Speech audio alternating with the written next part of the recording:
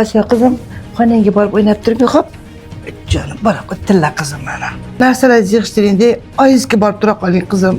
Voy oyijon, axir bu nima deganingiz? Murod akamni yaxshilik kunlarida yonlarida bo'lib, kasal bo'lganlarida tashlab ketamanmi? Menchi nabiramdan xavotir olma. Murodjonim tuzalgandan keyin o'zim sizlarni olib kelaman.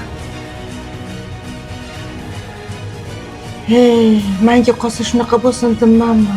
Tahlil natijalariga qaraganda o'g'lingiz ahvoli yomon emas. Doktor, o'g'lingiz ahvoli yaxshi deysizmi? Murodjon bolam kiraman deganiga bir soat bo'ldi. Eshik ketaman degandi, tinchlik ekan. Bolam, Murodjon, bolam, bolam.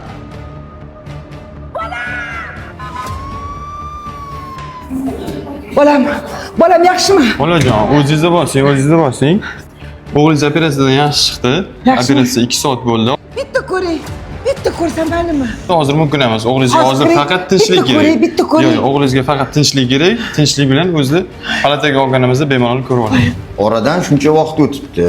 Nimaga o'g'lingiz tuzalib ketmayapti? Hayronman. Uni oilasi bor, Gulday farzandi bor. Oilasi buzilib ketmasin deyman deb, butun umr shunaqa bo'lib qolmasin deyman dedi doktor. Agar sharoitingiz bo'lsa, imkonini topib, bitta shu o'g'lingizni Turkiyaga olib borib tekshirtirib ko'rsangiz, nima deysiz? Qayerga? Turkiyaga deysizmi?